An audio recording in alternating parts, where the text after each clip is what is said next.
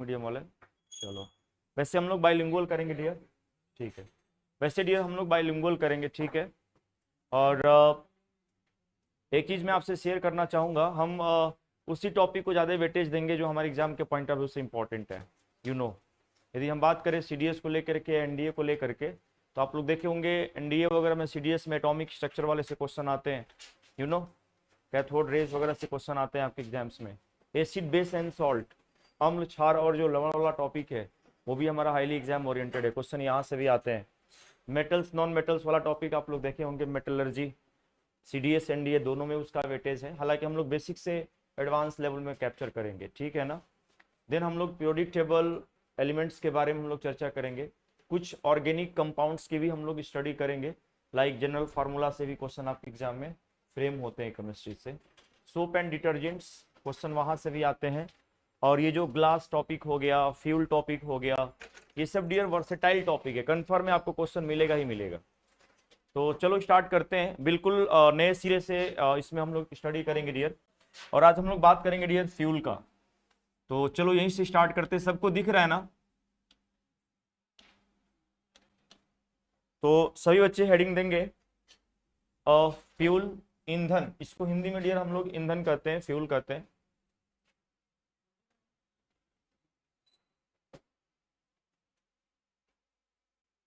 और आजकल के समय ध्यान देना, जो बच्चा पूरी अटेंशन एनसीईआरटी पे कर रहा है अपना और बल्क में क्वेश्चन लगा रहा है ना, उसका सिलेक्शन हो रहा है विनो।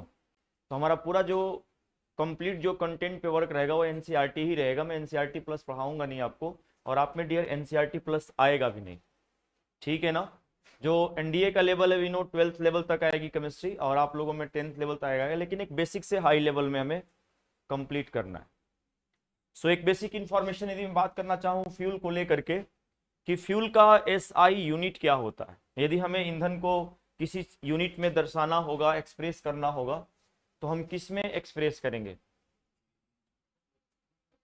ऑब्वियसली किलो जूल, किसमें? जूल में ही। तो मान लो हीट बाई किस में डिनोट करते हैं हम लोग? जूल में। इट मींस हम बोल सकते हैं कि फ्यूल का जो एसआई यूनिट होना चाहिए वो क्या होना चाहिए डियर? क्या होना चाहिए? तो किलो जूल होना चाहिए। तो इस पॉइंट को बिल्कुल नोट कर लेंगे कहीं। The SI unit of fuel is, the SI unit of fuel is kilo joule. ईंधन की एसआई यूनिट किलो जूल होती है। ईंधन की जो एसआई यूनिट होती है वो क्या होती है डियर? किलो जूल होती है। अब नेक्स्ट पॉइंट आपसे क्वेश्चन आता है कि भाई एक अच्छे फ्यूल के क्या क्या फीचर होनी चाहिए, क्या क्या सिग्निफिकेंट होनी चाहिए, हम कैसे बताएं कि एक अच्छा फ्यूल है, एक गुड फ्यूल है, यू नो। तो एक तो वो इको फ्रेंडली होना चाहिए, आई मीन पॉल्यूशन ज्यादा क्रिएट ना करे, ये एक अच्छी क्वालिटी होनी चाहिए फ्यूल का। और उसकी जो कैलोरीफिक वैल्यू होनी चाहिए, आई मीन जलाने पे वो क्या हो, कम जलाए और ज्यादा हीट क्या हो, एमिट हो, ये भी एक गुड फ्यूल का फीचर है। भाई मैक्सिमम क्या दे, वो उष्मा दे, जलने के बाद जो उसके रिमेनिंग सब्सटेंस है, रेसिड्यूअल है, वो क्या हो डियर? कम बचे, ज्यादा होगा वो अच्छा फ्यूल नहीं होगा विनो। और कोई फीचर? कॉस्टली ना हो, इग्नाइट उसका पावर ज्यादा हो, मतलब हम जैसे जलाएं वैसे क्या हो जाए, तेजी से जल जाए, ये भी एक अच्छी क्वालिटी होनी चाहिए। एक्सप्लोसिव नेचर का ना हो, विस्फोटक भी ना हो, पता चला विस्फोट कर जाए, ये भी एक गुड फ्यूल की विशेषता है। और कुछ?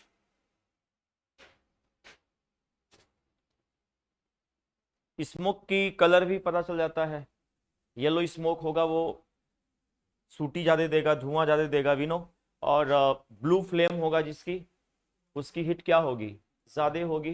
यानी फ्लेम का भी हम बता सकते हैं कि अच्छे क्वालिटी का फ्यूल होना चाहिए जिसका फ्लेम कैसा हो, ब्लूइश कलर का हो, तो मैं यदि आपसे क्वेश्चन पूछना चाहूं कि कोई एक ऐसा फ्यूल तो होगा ना जिसमें सारे क्वालिटी होंगे, कोई एक ऐसा फ्यूल तो होगा ना जिसमें ये सारे क्वालिटी क्या होंगे डियर?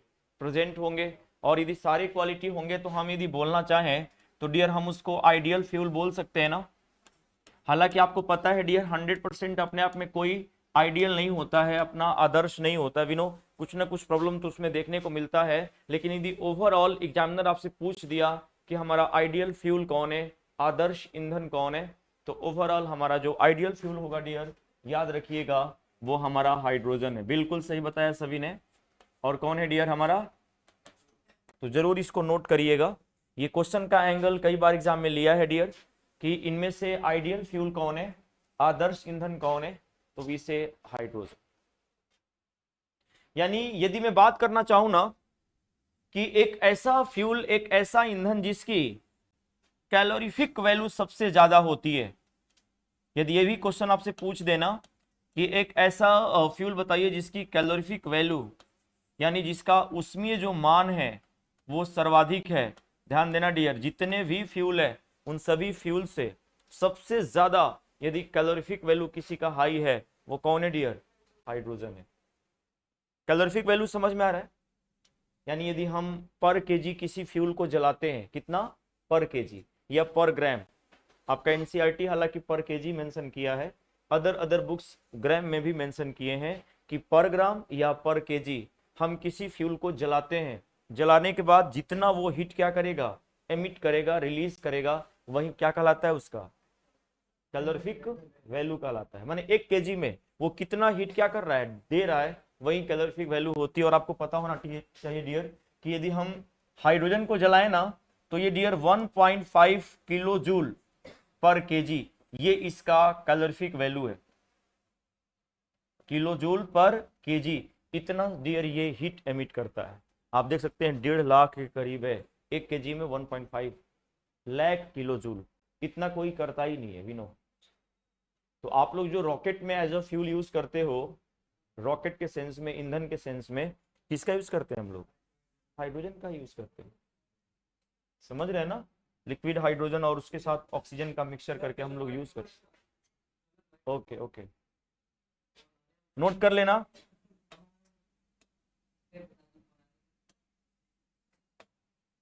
नोट कर लें ये पॉइंट।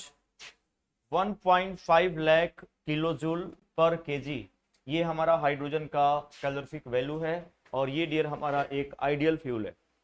और आपको ये पता होना चाहिए कि आज के समय हमारा ये फ्यूचर फ्यूल भी होने वाला है, हमारा भविष्य का ईंधन भी होने वाला है। अभी इस पे कई सारे बजट तैयार किए जा रहे हैं विनो। ग्रीन हाइड्रोजन की चर्चा हो रही है, ग्रीन हाइड्रोजन की चर्चा हो रही है। अभी जो जर्मनी अपने यहाँ मेट्रो लॉन्च किया है, एज अ फ्यूल किसका यूज किया है डियर? हाइड्रोजन का ही यूज किया है। जो अपने यहाँ मेट्रो चला रहा है वो, हमारे यहाँ जो कई दिल्ली में बसें चली थी वो भी एज अ ग्रीन हाइड्रोजन के ही कंडीशंस में चली थी, जो दिल्ली वगैरह में जो बसें चली थी। लेकिन अंतर सिर्फ ये है डियर कि हमारे यहाँ इस पे काम हो रहा है कि यदि हम हाइड्रोजन को स्टोर करेंगे ना तो डियर ये विस्फोटक नेचर का है, एक्सप्लोसिव नेचर का है। इट मीन्स कि इसका स्टोरेज अपने आप में एक्सप्लोसिव है, विस्फोटक। तो उस पर हम लोग ज्यादा वर्क कर रहे हैं कि कैसे इसको स्टोर किया जाए और आसानी से जितने भी पीसफुल वर्क हैं उसमें हम लोग यूज करना शुरू कर दे एज अ फ्यूल के रूप में।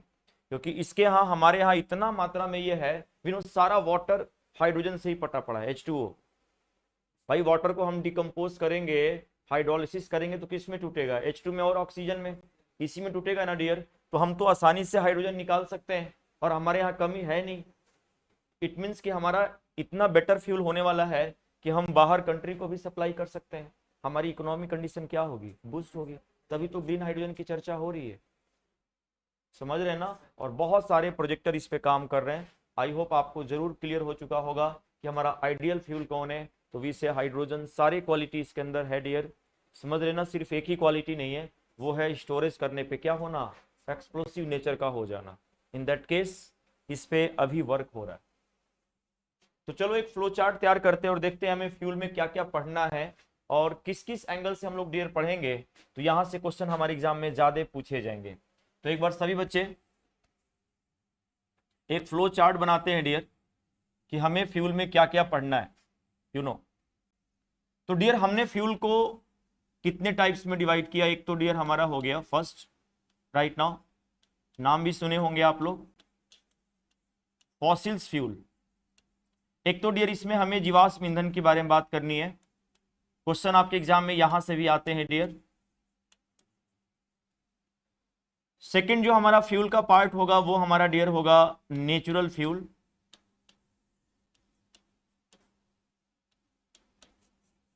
जिसको हिंदी में डियर हम लोग प्राकृतिक ईंधन कहते हैं।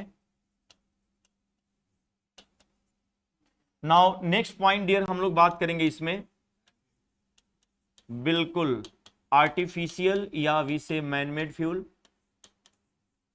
हमारा कृत्रिम ईंधन हो गया, ठीक है ना। सबसे ज्यादा हाईली एग्जाम ओरिएंटेड, चाहे वो एनडीए की बात करें या सीडीएस का किसी भी अदर एग्जाम्स की बात करें डियर, आप यहां से क्वेश्चन जरूर देखेंगे। कहां से? आर्टिफिशियल फ्यूल से, मैनमेड फ्यूल से डियर क्वेश्चन आते हैं आपके एग्जाम्स में, समझ रहे हैं ना। बड़ा इंपॉर्टेंट टॉपिक है ये, दैट्स वाई मैं पहले इसको कराया। और लास्ट पॉइंट थोड़ा सा डियर हम लोग डायनेमिक वर्जन में पढ़ेंगे, और वो है डियर हमारा यू नो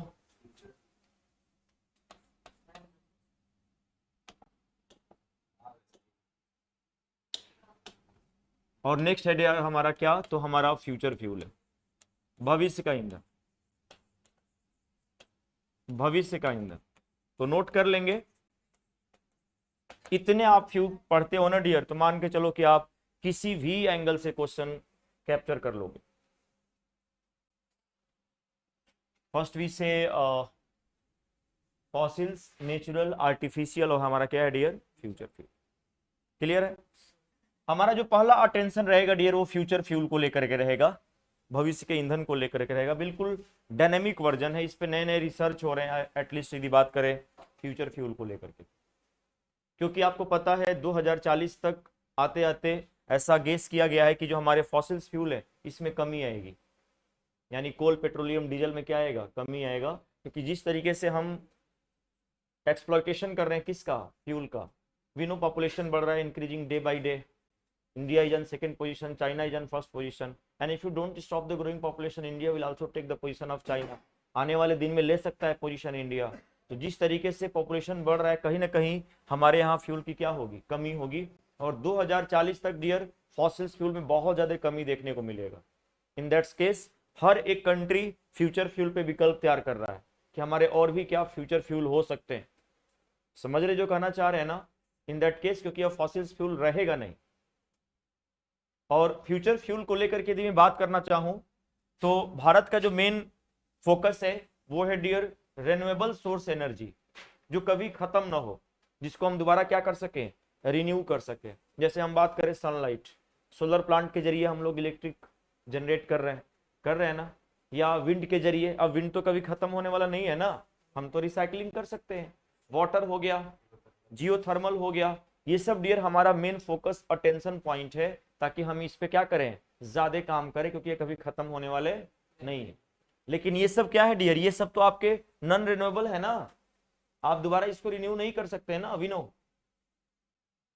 तो हम बात किस पे करेंगे डियर, फ्यूचर फ्यूल। और फर्स्ट हेडिंग देते हैं इसमें फ्यूचर फ्यूल, भविष्य का ईंधन।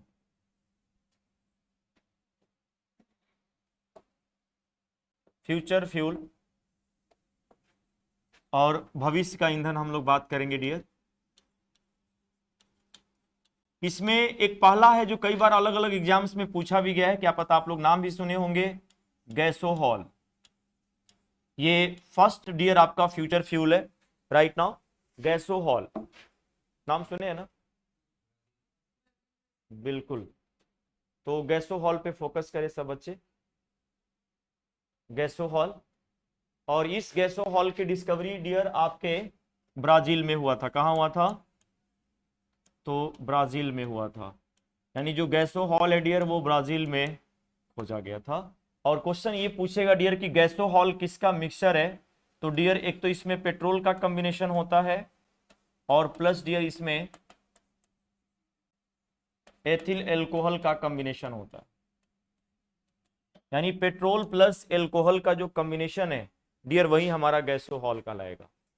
यानी हम पेट्रोल में क्या करेंगे डियर, एल्कोहल एक्स्ट्रा क्या करेंगे, हम मिला देंगे, और वही हमारा गैसोहॉल का लाएगा। हाँ बिल्कुल, अभी तो ब्राजील वगैरह में तो बड़े पैमाने पे यूज हो रहा है, हमारे यहाँ भी हो रहा है। हाँ, इसमें 90% आप पेट्रोल ऐड करोगे, और डियर 10% आप क्या मिलाओगे, एथिल एल्कोहल, जिसको हम लोग इथेनॉल बोलते हैं, विनो, जो पोर्टेबल एल्कोहल है, पीने वाला एल्कोहल। ये नॉर्मली डियर हम लोग ऐड करेंगे, और इसका मिक्सचर गैसोहॉल का लाएगा। यानी क्वेश्चन ऐसे पूछे गैसोहॉल किसका मिक्सचर है, so gasohol is a mixture of petrol plus alcohol. इनका कंपोजिशन से भी क्वेश्चन आ सकता है डियर, कितना रेशियो में मिलाए जाते हैं, तो 90% पेट्रोल और 10%, कुछ तो कमी आएगी ना। कुछ तो हमारे लिए प्रॉफिट होगा। इन दैट केस एक चीज ये भी है कि ये जो गैसोहॉल है ये इको फ्रेंडली है। पेट्रोल ऐड करते ही, आई मीन एल्कोहल ऐड करते ही, ये व्हीकल्स के इंजन के क्वालिटी को भी इंप्रूव कर रहा है, उसकी एफिशिएंसी को क्या कर रहा है डियर, बढ़ा रहा है, क्योंकि हमने एल्कोहल ऐड किया उसमें। इन दैट केस ये ज्यादा पॉल्यूशन भी क्रिएट नहीं कर रहा है, इको फ्रेंडली इसको बोला जा रहा है, और सस्ता भी पड़ रहा है अदर के कंपैरिजन। तो गैसोहॉल भी हमारा फ्यूचर फ्यूल है, नॉर्मली इस पे वर्क भी किया जा रहा है और कई तरह के वर्क भी किए गए हैं दिल्ली में इस पे। और हमारे यहाँ सबसे बड़ा टेंशन ये है कि जो फार्मर्स हैं उनके लिए बेटर कंडीशन होगा, क्योंकि हम शुगर केन के माध्यम से क्या करेंगे, फर्मेंटेशन करके एल्कोहल बनाएंगे।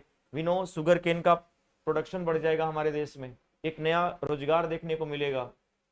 भाई सब कोई शुगर केन पे ज्यादा फोकस करेगा ना, एल्कोहल मैक्सिमम बनाया जाओ, फिर हम पेट्रोल में ऐड करके एज अ फ्यूल के रूप में यूज करना चाहिए। तो ये एक फ्यूचर फ्यूल है। Now second, right now second जो हमारा फ्यूचर फ्यूल होगा डियर,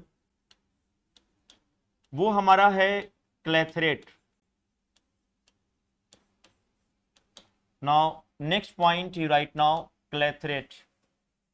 क्लेथरेट को हिंदी में भी क्लेथरेट ही बोलते हैं डियर, जिसको हम एक और नाम से बुलाते हैं, और इस क्लेथरेट को डियर हम लोग गैस हाइड्रेट के नाम से भी जानते हैं। किसके नाम से, तो गैस हाइड्रेट भी कहा जा रहा है क्लेथरेट को, गैस हाइड्रेट। इसको डियर हम एक और नाम से जानते हैं, और इसको ब्लू आइस के नाम से भी जाना जा रहा है। ब्लू आइस को भी ब्लू आइस ही लिखेंगे। ये एक ही फ्यूल का नाम है, बोले तो क्लेथरेट, बोले तो गैस हाइड्रेट, बोले तो ब्लू आइस। और मैंने आपको करंट बेस्ड इसलिए पॉइंट मेंशन करा दिया डियर, क्योंकि आपको पता है करंट से भी क्वेश्चन जनरेट होते हैं। एंड वी नो साइंस एक डायनेमिक सब्जेक्ट है, नए नए रिसर्च हो रहे हैं, आपको अपडेट करना ही करना है। क्वेश्चन यहाँ से भी क्या होते हैं डियर, एग्जाम में देखे जाते हैं कहीं ना कहीं। तो ये जो क्लेथरेट है, इसके अंदर सबसे बड़ी बात यह है कि इसके अंदर एक गैस छुपी पड़ी है डियर, और वो है मीथेन। कौन सी गैस छुपी पड़ी है इसके अंदर, मीथेन। अब देखो, जो हमारी आईजीए है, इंडियन गैस अथॉरिटी, और साथ में जो अमेरिकी नौ सैनिक है डियर, ये दोनों मिलकर के डियर गैस हाइड्रेट के ऊपर बहुत लार्ज स्केल पे काम कर रही है। जो अमेरिकी नौ सैनिक है और हमारी जो आईजीए है, और ऐसा अनुमान लगा है कि ये जो क्लेथरेट है ना डियर, ये बड़े बड़े सी रीजन में, ओशियन में वाटर के बड़े बड़े क्रिस्टल देखने को मिल रहे हैं। ब्लू आइस समझ रहे हैं ना, मतलब बिल्कुल वाटर स्नो फॉर्म में है, क्रिस्टल के फॉर्म में है। और जैसे आप 10 मीटर की डीपेस्ट रीजन में जा रहे हो, आपको इसका स्टोरेज मिलना शुरू हो जा रहा है। और ऐसा अनुमान गेस किया गया है कि जितना फॉसिल्स फ्यूल है ना प्रेजेंट टाइम में, उससे 2 to 3 टाइम्स, 2 से 3 गुना ज्यादा कौन है, क्लेथरेट है। तो डियर जब हम लोग चट्टान से, रॉक से पेट्रोल निकाल सकते हैं, तो वी नो हम इस वाटर के क्रिस्टल से मीथेन भी निकाल सकते हैं। और मीथेन निकालेंगे तो आपको तो पता ही है, सीएनजी वगैरह में बड़े पैमाने पे यूज होगा, एज अ फ्यूल का रूप ले लेगा। और मैंने क्या कहा, 2 से 3 गुना इसका स्टोरेज है। आपके बे ऑफ बंगाल में देखने को मिला है, बंगाल की खाड़ी में इसका स्टोरेज देखने को मिला है। ये गंगा कावेरी वगैरह जो नदियां हैं ना, इनके बेसिन्स में भी ये चट्टान देखने को मिला है। अंडमान निकोबार वगैरह, वेस्ट इंडीज के साइड में, उधर भी मैक्सिमम अमाउंट में ये देखे जा रहे हैं। और ये हमारे एनर्जी का सोर्स है। नेगेटिव सिर्फ यही है, नेगेटिव क्लेथरेट को लेकर के सिर्फ यही है डियर, कि जो मीथेन गैस निकलेगा ना, तो डियर ये ग्लोबल वार्मिंग को ज्यादा बढ़ावा देगा। ग्लोबल वार्मिंग के लिए कौन कौन सी गैसें जरूरी है, एक तो CO2, और नहीं वो नहीं, वो तो डियर ओजोन को लेकर के है। ग्लोबल वार्मिंग के लिए कौन कौन सी गैसें जरूरी है, बच्चा वाला क्वेश्चन है। एक तो वाटर है, वाटर भाई, वाटर वेपर भी है ना, जलवाष्प, वाटर वेपर भी है, विनो, वाटर का वेपर भी है, और प्लस वही गैस कौन सी, यही तो मेन है 3 ग्लोबल वार्मिंग के सेंस में, कार्बन डाइऑक्साइड देख पा रहे होंगे, वाटर वेपर, और कौन है, मीथेन है, जो ग्लोबल वार्मिंग को बढ़ावा दे रहे हैं, अर्थ के टेम्परेचर को क्या कर रहे हैं, ज्यादा बढ़ा रहे हैं, जिसकी वजह से स्नो मेल्ट होंगे। तो आपको पता है ना, कई ऐसे शहर है जो गेस भी किया गया है कि यदि इसको न रोका गया तो सब समुद्र में क्या होंगे, समा जाएंगे। यू नो, अभी कर्नाटका में कुछ बच्चों के ग्रुप ने एक ऐसा लीफ तैयार किया है, बायोलॉजिकल लीफ तैयार किया गया है, उन्होंने लैब में बनाया है उस लीफ को। बिल्कुल आर्टिफिशियल लीफ है, लेकिन डियर वो फोटोसिंथेसिस कर रहा है, मैक्सिमम CO2 को एब्जॉर्ब कर रहा है और उसके जरिए ऑक्सीजन भी निकाल रहा है और फोटोसिंथेसिस का प्रोसेस भी कर रहा है। वो लैब में बनाया गया है ग्लोबल वार्मिंग को कम करने के सेंस। भाई हर एक देश टेक्नोलॉजी अपने यहाँ विकसित कर रहा है, देख ही रहे हो आप लोग। क्योंकि आज के समय यदि आप टेक्निक जनरेट नहीं करेंगे तो आप पावरफुल देश हो ही नहीं सकते, आप अपना डेवलप कर ही नहीं सकते, विनो विकास हो ही नहीं सकता। आप रसिया, चाइना, अमेरिका ले लो, क्या टेक्नोलॉजी नहीं है उनके पास, समझ रहे हैं ना। तो हर एक देश डियर इस पे वर्क कर रहा है, बड़े पैमाने पे काम कर रहा है कि कैसे टेक्नोलॉजी को बूस्ट किया जाए अपने यहाँ। और इंडिया का हालांकि 2 सेक्टर है, क्योंकि हमारा जो डेवलपमेंट है ना डियर, वो सस्टेनेबल है, धारणीय विकास है। कि एक यदि हम प्लांट निकालते हैं नेचर से, लेते हैं, तो बदले में 2 प्लांट हमें लगाने हैं। यदि ऐसा हम नहीं करते हैं तो कहीं ना कहीं UN वगैरह में बैठक होगा तो मुद्दा उठा सकते हैं कि भारत तो अपना विकास पर्यावरण को हानि पहुंचा के कर रहा है। तो हमारा ऐसा विकास है कि हम 1 प्लांट लेंगे, बदले में उसके 5 प्लांट लगाएंगे। चलो भाई 1 पौधा लिया तो 5 पौधे लगा दे, हमारा ऐसा विकास है। लेकिन हाँ, आने वाले समय में अब और ज़्यादा टेक्नोलॉजी को बूस्ट किया जा रहा है और हमारा 2 सेक्टर ज़्यादा वर्क कर रहा है, एक एग्रीकल्चर फील्ड के साइड में और एक हेल्थ सेक्टर। क्योंकि 2 सेक्टर हमारे यहाँ बहुत डाउन कंडीशन में है, एग्रीकल्चर और हेल्थ। 3 साल में 2 साल में आपको पता चला ना एग्रीकल्चर को लेकर के या हेल्थ को लेकर के कितना डिलेपिडेट कंडीशन हो।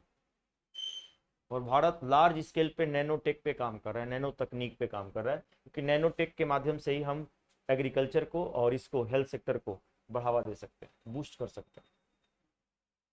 समझ रहे हैं ना। यूथ का भी अटेंशन मैंने देखा कई बार एग्जाम्स में टेक्नोलॉजी बेस्ड भी क्वेश्चन पूछे जा रहे हैं। एग्जामिनर को अपडेट रहता है कि बच्चा अपडेट कर रहा है कि नहीं।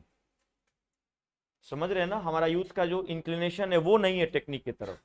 हर कोई सोचता है चलो यार जल्दी कुछ कर लें, मैगी लाइफ जी लें, मतलब जल्दी जो जॉब मिल जाए, उस वे में लोग जीना चाह रहे हैं, है कि नहीं। और आप फॉरेन में चले जाओ, हर एक यूथ हमेशा रिसर्च की तरफ जा रहा है। तो हमारे यहाँ कमी है कि हमारे यहाँ इंफ्रास्ट्रक्चर नहीं है कि चलो भाई लैब वगैरह बनाया गया है, बच्चा जाके वहाँ पे है ना अपना प्रैक्टिकल कर रहा है, तभी तो उसका ध्यान जाएगा ना उधर। अब आपको लैब में एक दिन 10th क्लास में बैठाएगा सब, 8th में 9th में आपको बैठाता ही नहीं है लोग। मशीन भी ऐसे पड़ी है जिसके आपके उस मशीन से आपके पापा भी पढ़ के आए हैं, विनो ऐसे ऐसे डिवाइस पड़े हैं रिमोट एरियाज में। तो जब इंफ्रास्ट्रक्चर को बढ़ावा नहीं दिया जाएगा तो हम कैसे ध्यान देंगे कि हमें रिसर्च की तरफ ध्यान देना है। मान रहे हो कि नहीं। अभी अभी कई ऐसे देश हैं जो लिजार्ड के पैरों का अध्ययन कर रहे हैं, छिपकली के पैरों का अध्ययन किया जा रहा है, और उस लिजार्ड के पैरों में नैनो लेवल के स्मॉलेस्ट पार्टिकल हैं, और उसका स्टडी करके ऐसे जूते बनाए जा रहे हैं आर्मी के सेंस में, डिफेंस के सेंस में, यदि वो आर्मी जूता पहन ले तो वो दीवार पे भी चढ़ के दौड़ना भागना शुरू कर देगा। ऐसे ऐसे कंडीशन को जनरेट किया जा रहा है। समझ रहे हैं। आप बताओ यदि वो टेक्नोलॉजी किसी के पास होगी और आप लड़ाई करोगे तो कहीं ना कहीं फाइट कौन करेगा, फाइट तो वो करेंगे ना आपके साथ, है कि नहीं, क्योंकि उनके पास टेक्नोलॉजी है, वी नो। तो इस पे ज्यादा अध्ययन हो रहा है आजकल। लोटस का जो आप देखते हो पत्तियां, लोटस इफेक्ट, उसकी पत्तियां में हाइड्रोफोबिक नेचर का होता है, कभी गंदा नहीं होता है, वी नो। मड में होते हुए भी जो लोटस की लीफ होती है वो कभी गंदा नहीं होती, बिल्कुल क्लीन नजर आती है। उसमें भी नैनो लेवल के पार्टिकल हैं, और वैसे कपड़े तैयार किए जा रहे हैं कि डस्ट आएगा ही नहीं, मतलब धोने की नीड ही नहीं पड़ेगा, हल्का सा पानी गया कि कपड़े आपके क्लीन हो गए। क्या है, टेक्नोलॉजी ही तो है, जनरेट किया जा रहा है। अभी देखो इस पे काम हो रहा है नैनो स्तर पे, ये ड्रग डिलीवरी। हम लोग कैंसर होता है कीमोथेरेपी कराते हैं ना, रेडियोथेरेपी कराते हैं। रेडिएशन अनहेल्दी सेल को तो मारता ही मारता है, हेल्दी सेल को भी क्या करता है डियर, डैमेज कर देता है।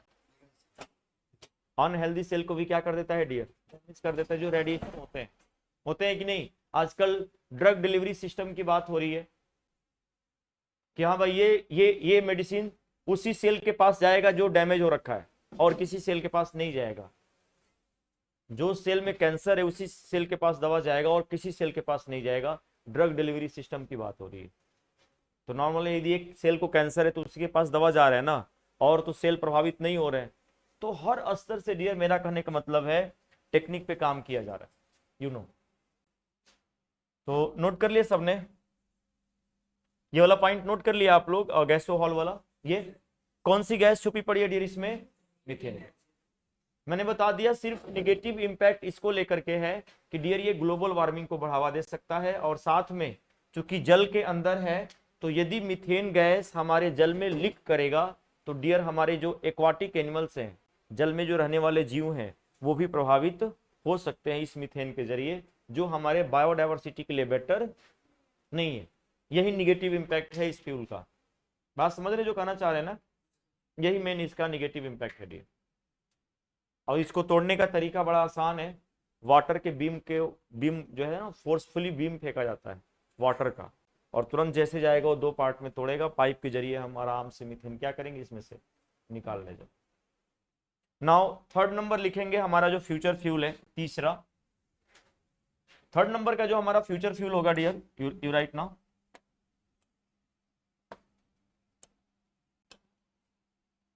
और वो है डियर हमारा CBM। Right now C for coal, B for bed and M for methane. यानी आपसे यदि क्वेश्चन पूछ दे कि क्लेथरेट में कौन सी गैस ट्रैपिंग कंडीशन में है, छुपी पड़ी है, तो क्या बताएंगे? मीथेन। क्या बताएंगे डियर? मीथेन। हमारा नेक्स्ट है डियर जो हमारा फ्यूचर फ्यूल होने वाला है, CBM, coal bed methane. Note कर लेंगे। और नाम से पता चल रहा है डियर कि इसके अंदर भी वही गैस छुपी है, कौन? मीथेन। तो इसके अंदर भी डियर मीथेन गैस छुपी पड़ी है। और जो कोल माइंस है ना, कोयले की जो खान है, तो उस कोल माइंस के बिल्कुल डीप लेवल में इसका स्टोरेज देखने को मिला है।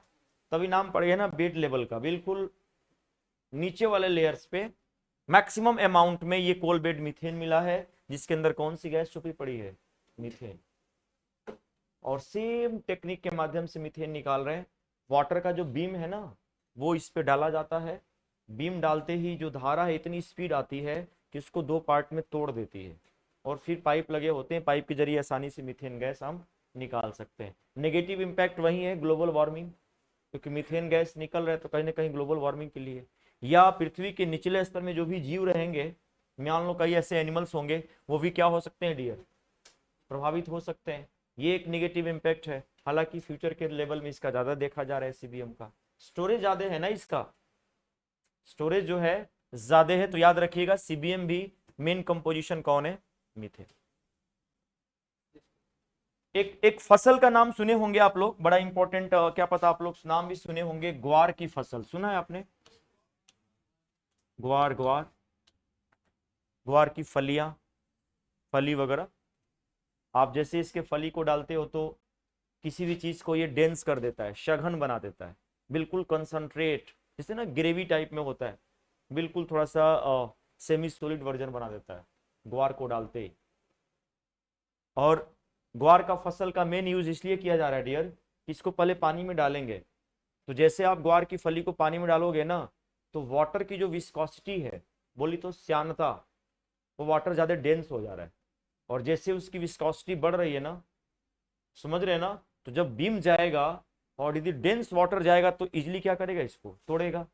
भाई एक नॉर्मल आपने नॉर्मल वाटर इसके ऊपर फेंका फोर्स के साथ, और आपने एक ऐसा वाटर फेंका जो बिल्कुल डेंस है, सघन है, कंसंट्रेट है, कौन जल्दी तोड़ेगा? डेंस वाला तोड़ेगा, जो थोड़ा सा कंसंट्रेट है। और वो कंसंट्रेट कैसे बनाया जा रहा है? ग्वार की फसलें डाल डाल के उसको कंसंट्रेट किया जा रहा है, और इसके जरिए इसको तोड़ के इसमें से मीथेन निकाला जा रहा है। भाई आप इसको हथौड़े से नहीं तोड़ सकते ना।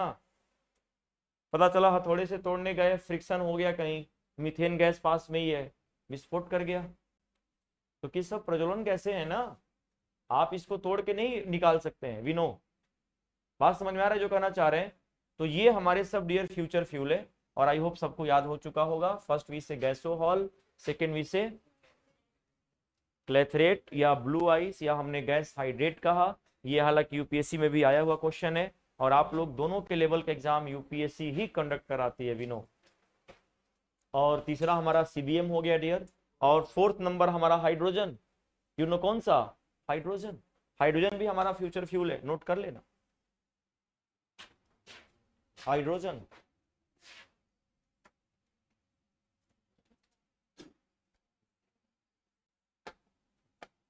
क्लियर हो रहा है ना सबको?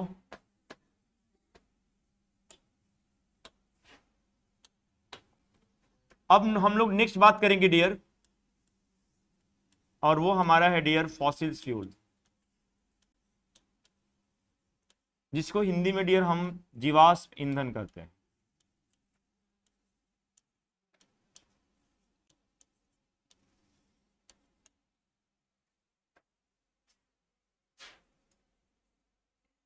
सीडीएस में, एनडीए में पेट्रोल से डीजल से भी क्वेश्चन कई बार पूछे गए विनो, आते हैं क्वेश्चन। आर्टिफिशियल फ्यूल से तो ज्यादा पूछे जाते हैं। फॉसिल्स फ्यूल, फॉसिल्स के बारे में तो आप लोग बचपन से पढ़े भी होंगे विनो। फॉसिल्स बने कैसे?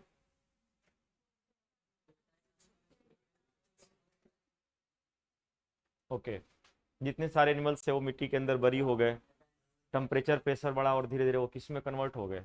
फॉसिल्स में कन्वर्ट, यही ना? तो डियर कोल का फॉर्मेशन कैसे हुआ और पेट्रोल का फॉर्मेशन कैसे हुआ?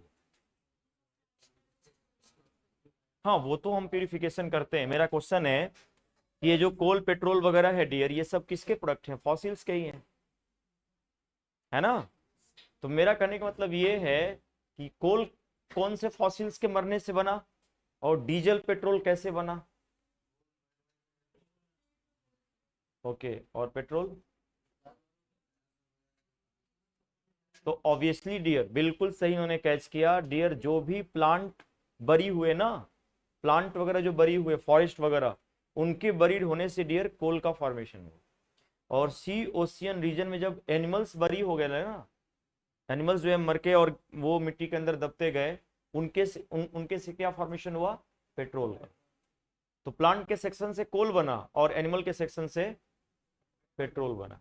यानी आपको पता है, आप लोग पढ़े भी होंगे कि 300 मिलियन ईयर्स एगो हमारी जो अर्थ थी वो बिल्कुल डेंस फॉरेस्ट, जंगल ही जंगल था और कुछ नहीं था, 300 मिलियन वर्ष पहले। यू नो वैसे पृथ्वी की फॉर्मेशन का अवधि क्या है? कितने साल पहले अर्थ यहाँ पे आई?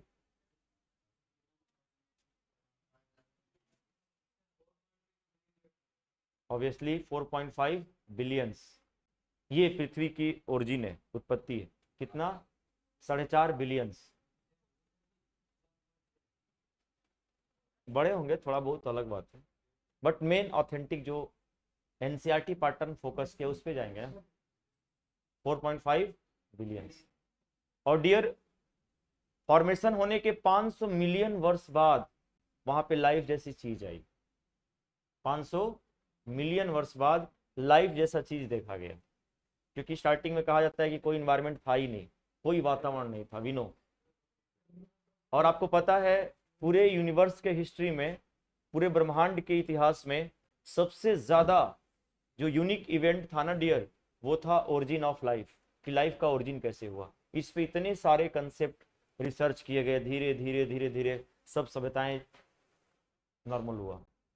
नहीं तो हम लोग पहले होमिनिड थे, फिर हम लोग होमो हैबिलस, देन हम लोग होमो इरेक्टस, देन हम लोग होमो सेपियंस में आए। पहले तो हम लोग चिंपैंजीज और गोरिल्ले लुक में नजर आ रहे थे, यू नो उसी की तरह वॉकिंग करते थे, सारा हमारा अपीयरेंस वही था।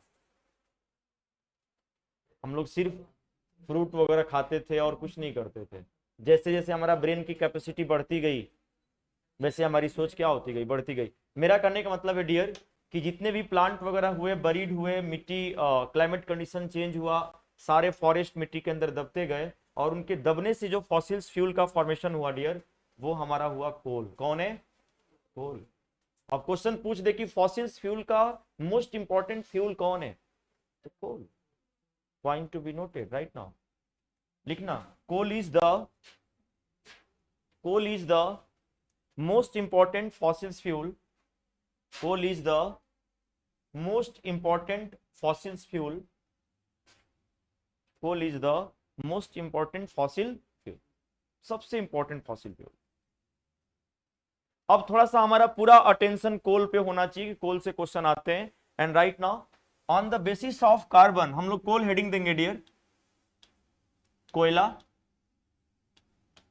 On the basis of carbon coal is of 4 types. On the basis of carbon coal is of 4 types. कार्बन के प्रतिशत के आधार पे कोयला 4 प्रकार के होते हैं। Coal is of 4 types. First we say peat कोल। और याद रखिएगा डियर, पीट कोल में जो कार्बन का परसेंटेज होता है ना, 50 to 60%, ये डियर हमारा कार्बन का परसेंटेज है। किसमें? पीट कोल में। अदर बुक्स में आपको अदर परसेंटेज देखने को मिलते हैं विनो। तो पीट कोल में कार्बन का परसेंट मैंने बिल्कुल ऑथेंटिक बताया आपको, 50 से 60%। और यहां से जो क्वेश्चन का एंगल है डियर, क्वेश्चन ये पूछेगा आपके एग्जाम में, कई बार पूछा भी गया है कि इंफीरियर क्वालिटी का कोल कौन है। इंफीरियर, तो याद रखिएगा जो इंफीरियर क्वालिटी कोल है ना डियर, वो हमारा पीट कोल है। तो लिखना, it is also known as inferior quality coal. सबसे खराब क्वालिटी का कोयला, बैड क्वालिटी, सबसे घटिया क्वालिटी का कोयला।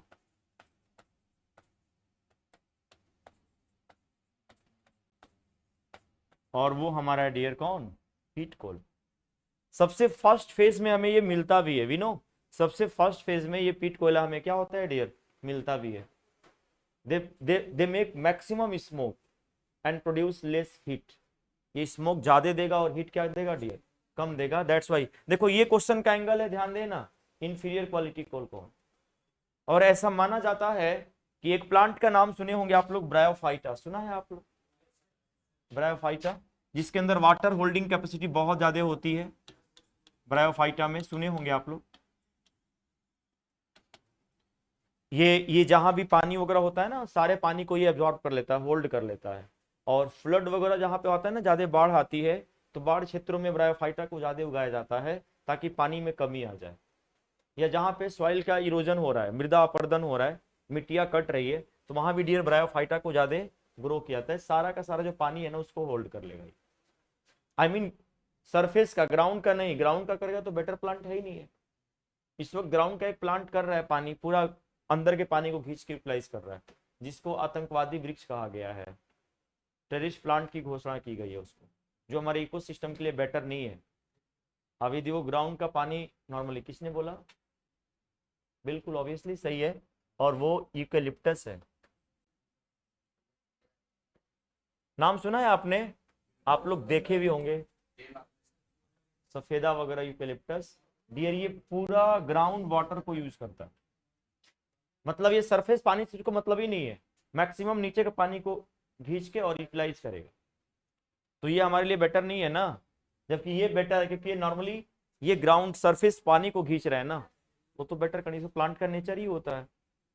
जैसे एक अमेरिका में, एक ऑस्ट्रेलिया में एक प्लांट है, वो प्लांट कहीं यूकेलिप्टस से ज्यादा बेटर है, उसका नाम है डियर डेजर्ट ओक। क्या नाम है?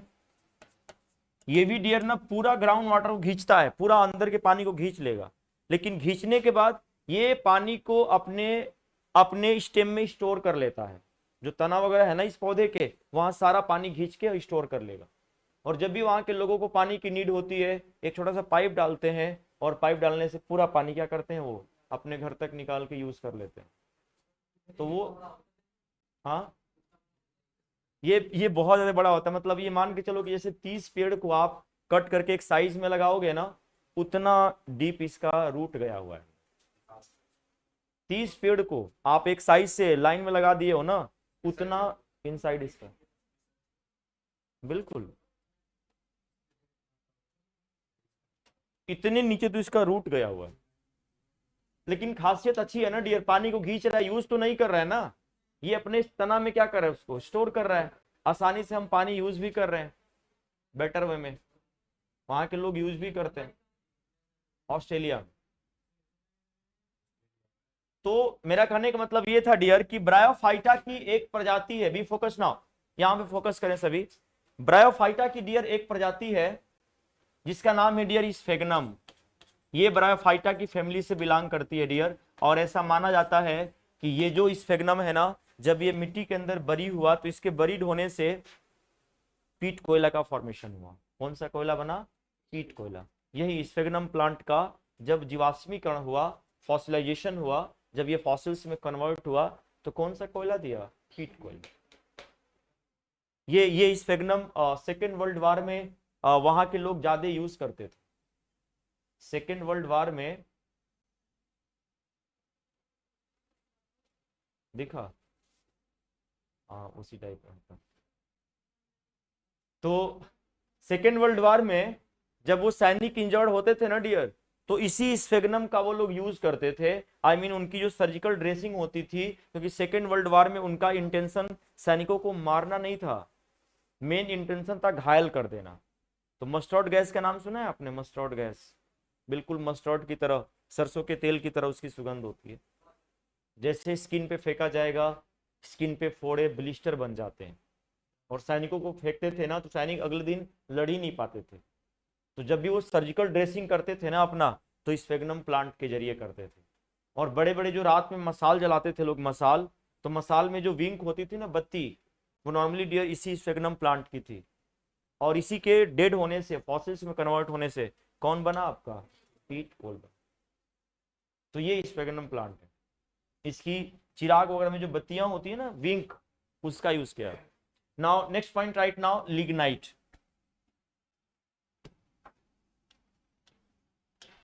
Right now lignite.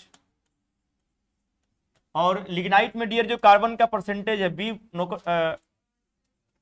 तो 60 to 70%, ये लिग्नाइट का परसेंटेज है, 60 से 70%।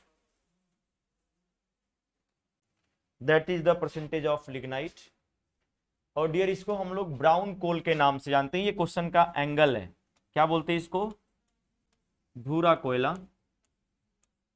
और देखे होंगे कई बार पूछा भी गया है एग्जाम में, इनमें से ब्राउन कोल कौन है, भूरा कोयला कौन है, एंड दैट्स वी से, क्या बोलेंगे डियर?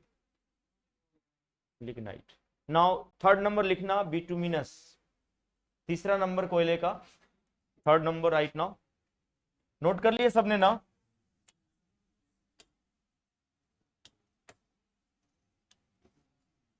बिटुमिनस। और बिटुमिनस में जो कार्बन का परसेंटेज डियर 78 to 86% होता है। ये बिटुमिनस में कार्बन का परसेंटेज है। वर्ल्ड का, पूरे विश्व का 80% कोयला कौन है? बिटुमिनस ही है। क्योंकि ये जो कोयला है dear, normally we know it is also used for domestic purpose. कहाँ यूज करते हैं डियर इसको?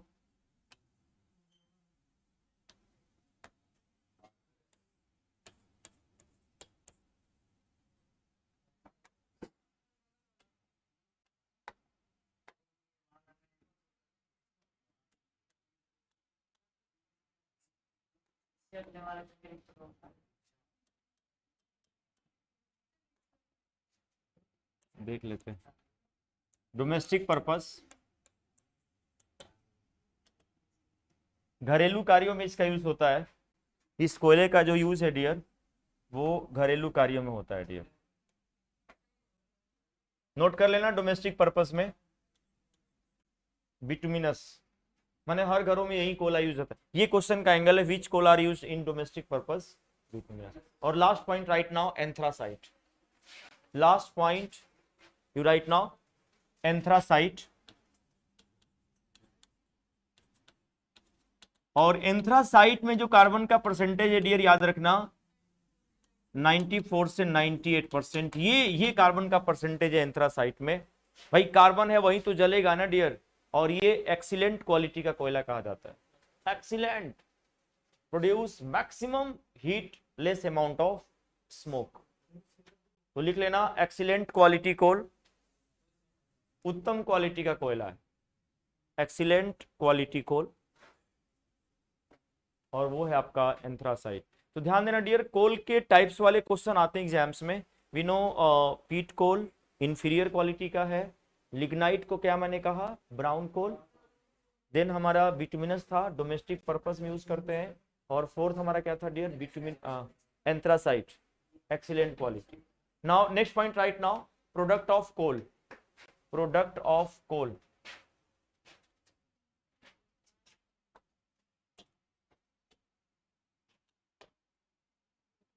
और प्रोडक्ट ऑफ कोल में डियर फर्स्ट हम बात करेंगे कोल गैस, बात नहीं भी फोकस ना हो। प्रोडक्ट ऑफ कोल में हम फर्स्ट बात करेंगे डियर कोल गैस।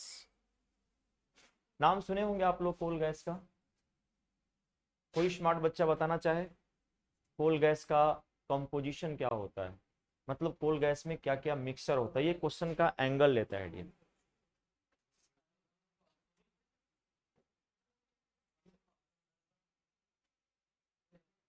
नहीं वो तो कार्बन वाला तो होगा ही होगा, सिंपल सी बात।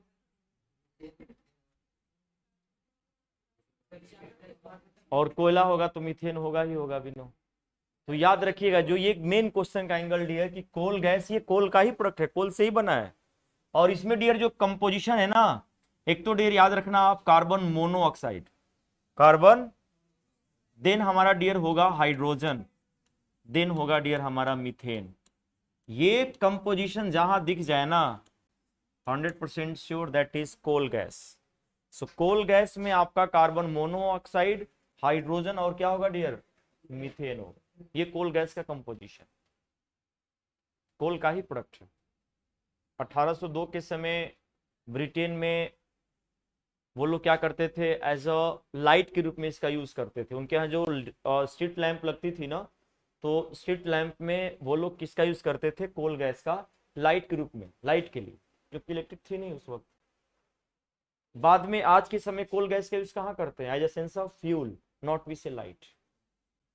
पहले हम लोग लाइट के रूप में काम करते थे इसका, हमारे यहाँ नहीं, इंग्लैंड वगैरह साइड, हमारे यहाँ तो इसका नाम ही नहीं था बिनो। बात समझ रहे हैं ना। ये पूरी एनसीईआरटी मेंशन भी किया है, कोल गैस पहले 1802 के समय वहां पे वो लोग यूज करते थे लाइट के लिए, अब यूज कहाँ किया जाता है, फ्यूल। नाउ लिखना नेक्स्ट कोल गैस, एक तो हो गया। सेकेंड लिखना कोल का प्रोडक्ट, आप लोग नाम जरूर सुने होंगे डियर, कोल तार, सुना है या नहीं सुने, कोल तार। इसको थोड़ा सा एमआई कर देना, कोल तार वाले सेक्शन से क्वेश्चन पूछा भी गया है, तो कोल तार वाला को थोड़ा सा एमआई कर देना। ये भी कोल का ही प्रोडक्ट है। और कोल तार का यूजेस कई बार एग्जाम में पूछा गया है डियर।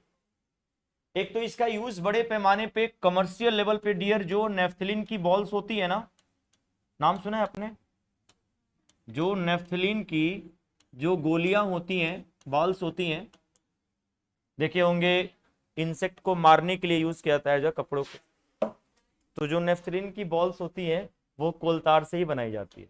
तो लिखना it is used in formation of naphthalene balls. इसका प्रयोग, it is used in formation of naphthalene balls, used in formation of naphthalene balls, naphthalene की गोलियां बनाई जाती है। ये बड़ा यूज है इसका, हालांकि इसका यूज हम लोग परफ्यूम में भी करते हैं। अब कई बच्चे सोच रहे होंगे कि नेफ्थलीन की बॉल्स तो इतनी वाइट होती है, ये इतना ब्लैक होता है, नो कोल तार, तो कलर के माध्यम से तो उसकी स्टेनिंग की जाती है, जो कलरिंग होती है ना, वो स्टेन के माध्यम से हम उसको हटा सकते हैं। इसका यूज डियर हम लोग हालांकि परफ्यूम में भी करते हैं विनो। इसका यूज डियर हम लोग ये प्लास्टिक वगैरह जो होते हैं ना, ये पेंटिंग डेंटिंग वाले में, उसमें भी यूज किया जाता है। और कोल तार का यूज हम लोग एज अ विस्फोटक जो भी चीज होती है ना, एक्सप्लोसिव, वहां भी यूज किया जाता है। लेकिन आपको पता होगा बड़े पैमाने पे, लार्ज स्केल पे इसका यूज हम लोग सड़क के निर्माण में भी करते थे विनो। ये मेन कोल तार का यूज जो कि आज के समय बैन किया गया है, आज के समय इसको बैन कर, लेकिन लिखेंगे पॉइंट को, लिखना it is also used in, second point right now coal tar में, it is also used in metalling of road. लिखना इसका निर्माण पक्की सड़क के, इसका उपयोग पक्की सड़कों के निर्माण में करते हैं, पक्की सड़क।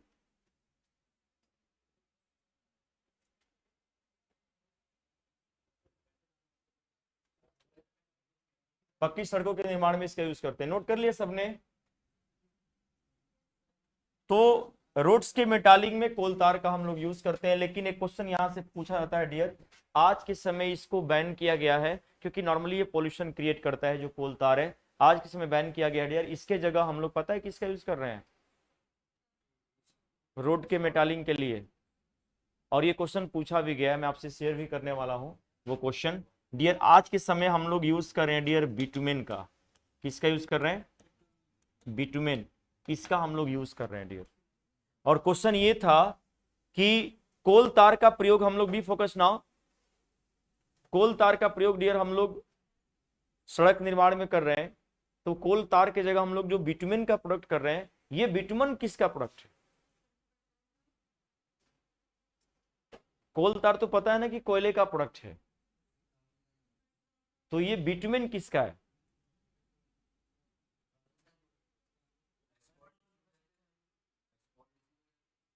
कौन सा? नहीं, बिटुमेन किसका प्रोडक्ट है? और ऑब्वियसली बिटुमेन किसका प्रोडक्ट है? पेट्रोल का है।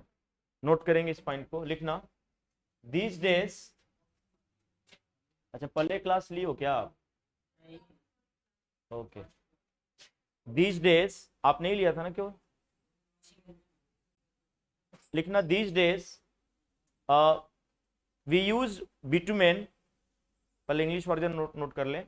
These days we use bitumen in place of coal tar, in place of coal tar for metalling the road, for metalling the road,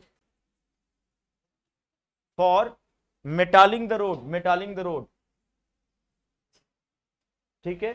bitumen is the product of petroleum, जरूर note करिएगा, bitumen is the product of petroleum, bitumen is the product of petroleum. जिनका background Hindi वो note कर लें। आजकल कोलतार की जगह bitumen का प्रयोग किया जाता है सड़क निर्माण में, आजकल कोलतार की जगह बिटुमेन का प्रयोग किया जा रहा है सड़क के निर्माण में। और बिटुमेन किसका प्रोडक्ट है डियर? पेट्रोल का है।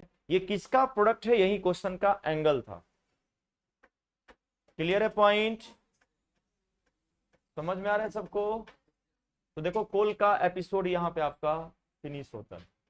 Now next point right now, petroleum. Heading देते हैं डियर, पेट्रोलियम।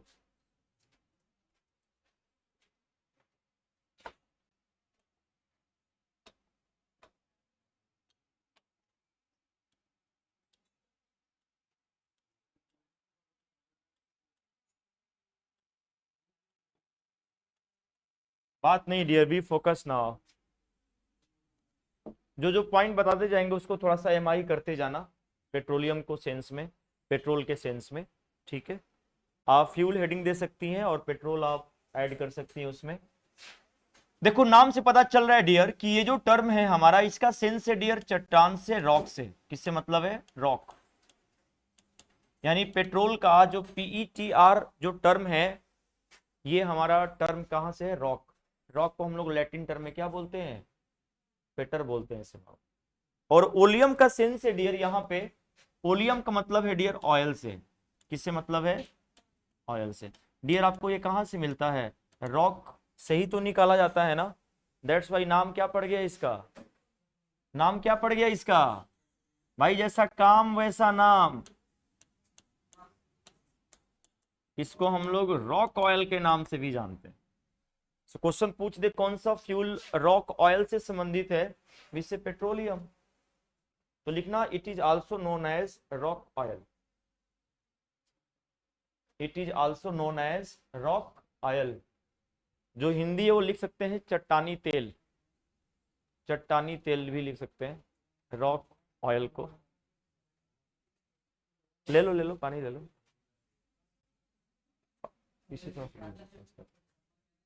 तो रॉक ऑयल के नाम से पीछे दे दो।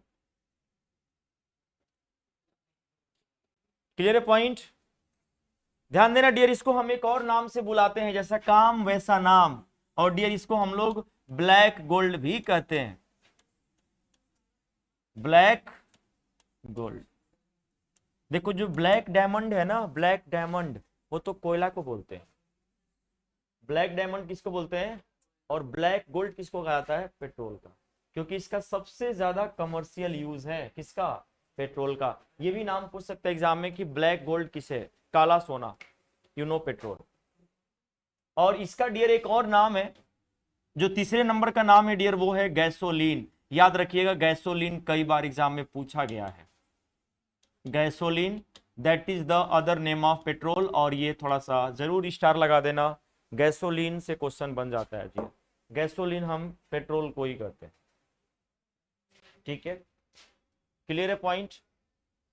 देखो ये तीन नाम मैंने आपको सेंस बताया, पेट्रोलियम सेंस में रॉक ऑयल, वी से गैसोलीन, या वी से ब्लैक गोल्ड।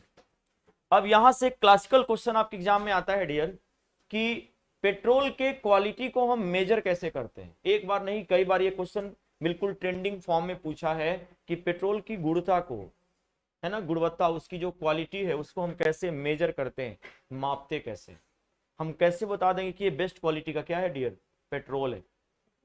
तो पॉइंट को बिल्कुल स्टार लगा के नोट करेंगे।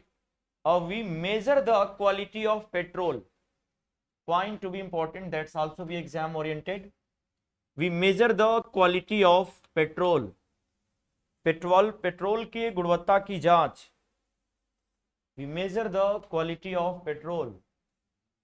आप में से कोई स्मार्ट बच्चा जो बताना चाहे, जो नहीं पढ़ा है, जो पढ़े वो नहीं बोलेंगे, पेट्रोल की क्वालिटी को मेजर करना हो तो हम कैसे मेजर करेंगे। एक बार नहीं, कई बार ये क्वेश्चन पूछा गया, एनडीए लेवल या बात करें सीडीएस लेवल में, you know.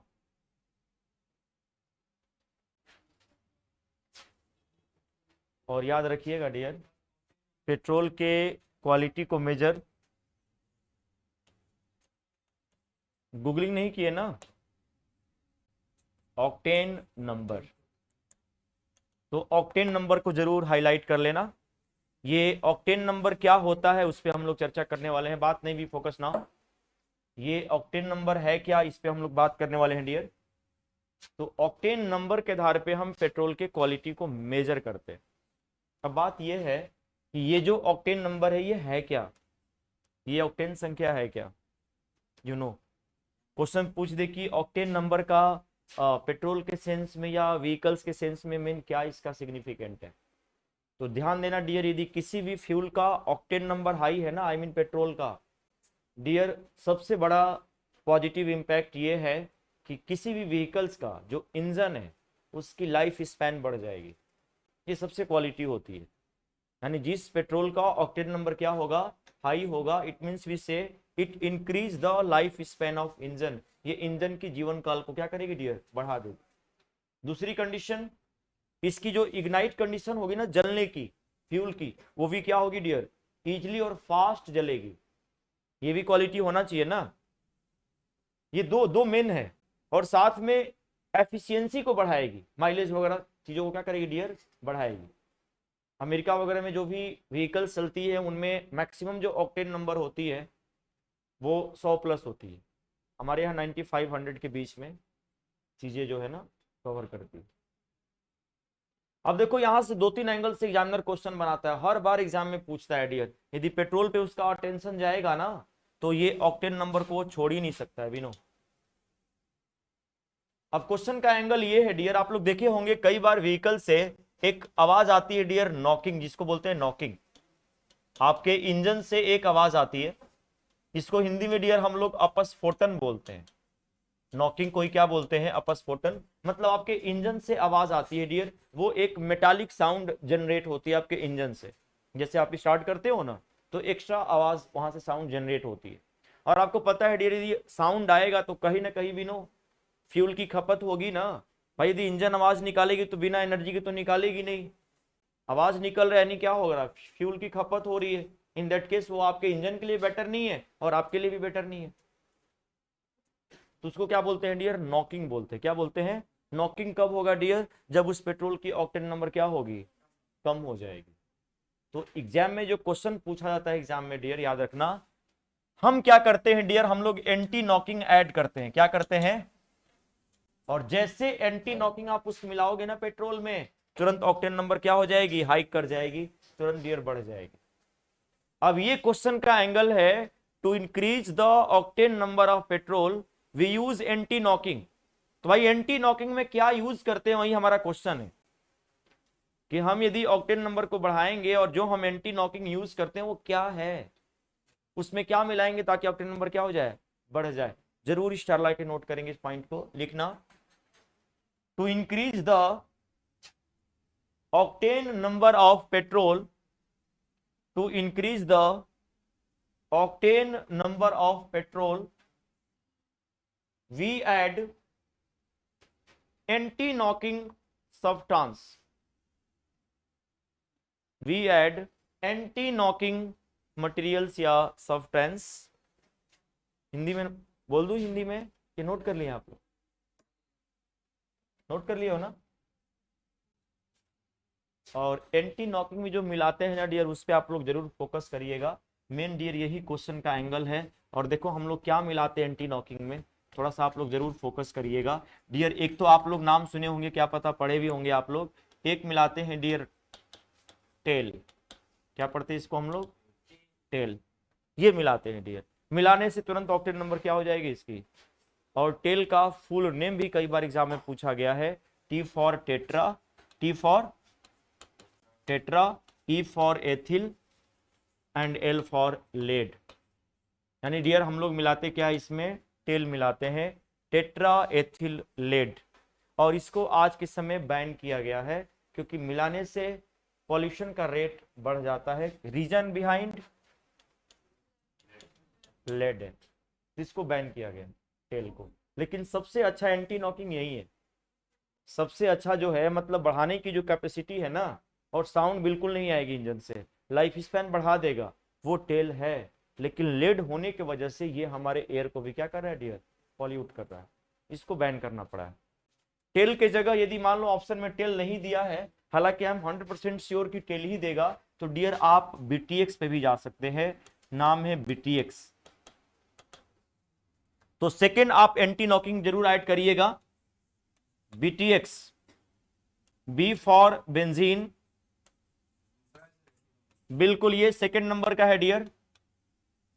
T for toluene, और एक्स से हमारा हो गया डियर जाइलिन। तो ये बीटीएक्स हमारा बेंजीन, टॉलुइन और जाइलिन, ये भी हमारा एक एंटी नॉकिंग मटेरियल है। तो टेल तो इंपॉर्टेंट है, टेल नहीं दिया है तो किस पे जाएंगे डियर, बीटीएक्स पे। और यदि यही नहीं दिया है ना डियर, तो एक मैं आपसे और शेयर करने वाला हूं, और वो है डियर हमारा इथेनॉल। इथेनॉल पता है ना, पोर्टेबल अल्कोहल। या हम डियर इसमें मिथेनॉल भी ऐड कर सकते हैं, जो हमारा टॉक्सिक अल्कोहल है। मिथेनॉल मेथिल अल्कोहल कौन है, हमारा टॉक्सिक अल्कोहल है। मिथेनॉल या इथेनॉल भी ऐड कर सकते हैं, ये भी डियर आपका एक एंटी नॉकिंग सब्सटेंस है। और मेरा यदि हो बेटर कंडीशन तो हम इन्हीं दो पे जाऊंगा, क्योंकि अल्कोहल कंटेनिंग है। ऑक्टेन नंबर बढ़ाएंगे, पॉल्यूशन में क्या करेंगे डियर, कम करेंगे। और इसके अलावा या आप याद रखिएगा, अल्कोहल कंटेनिंग पदार्थ हम नॉर्मली याद रखेंगे, उसमें आपका इथेनॉल भी आ जाएगा, मिथेनॉल भी आ जाएगा, और एक और अल्कोहल ऐड कर लीजिएगा डियर,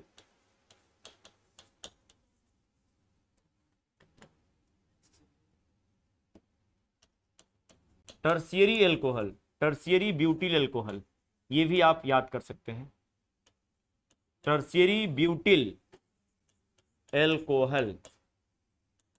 तो इन तीनों में से हम कोई अल्कोहल ऐड कर सकते हैं, मेरा करने का मतलब है, चाहे वो इथेनॉल हो, पोर्टेबल अल्कोहल हो, या आपका मिथेनॉल हो, टॉक्सिक अल्कोहल हो, या आपका टर्शियरी ब्यूटिल अल्कोहल हो। अरे जो आपके सैनिटाइजर में यूज होते हैं, सैनिटाइजर में कौन सा यूज होता है अल्कोहल, बेस्ट क्वालिटी का सैनिटाइजर,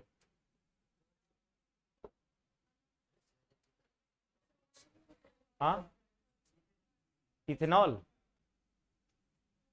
टर्शियरी ब्यूटिल अल्कोहल। सबसे अच्छा क्वालिटी का सैनिटाइजर कौन सा अल्कोहल आइडेंटिफाई कर, देखा नहीं आपने कभी कंपोजिशन खरीदते हुए,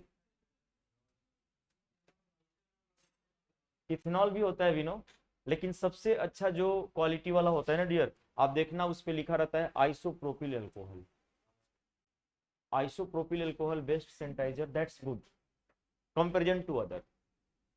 तो ये डियर हमारा टॉक्सिक है, ध्यान देना डियर। इसी मिथेनॉल को हम लोग एक नाम से बुलाते हैं, कई बार ये क्वेश्चन पूछा गया डियर, इसको हम लोग वुड स्पिरिट के नाम से भी जानते हैं। क्या पता आप ये नाम जरूर सुने हो, वुड स्पिरिट भी कहा जाता है किसको, मिथेनॉल को। ये क्वेश्चन कई बार पूछा भी गया है, वुड स्पिरिट किससे संबंधित है, methanol, that's a toxic alcohol.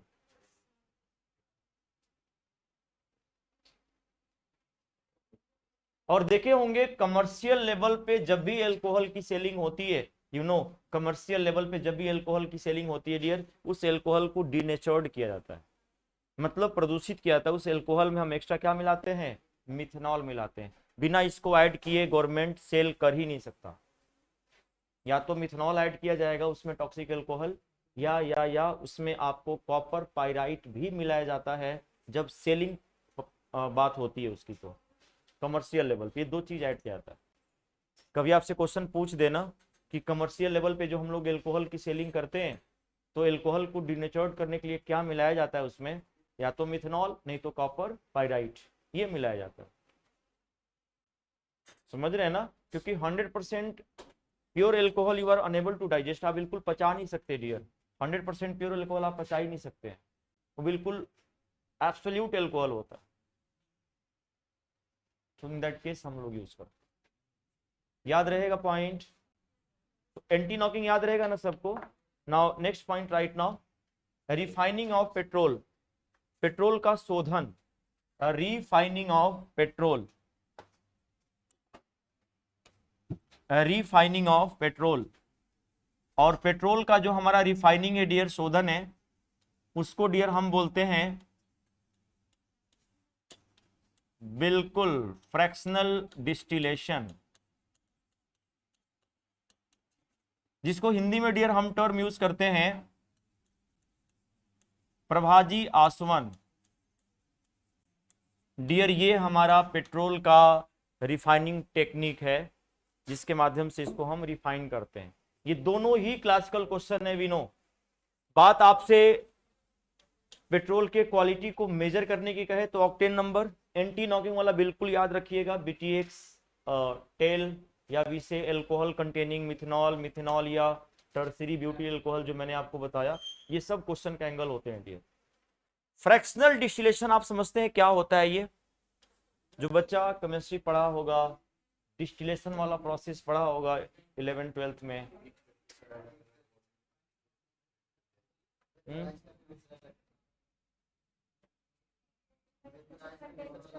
क्या करके,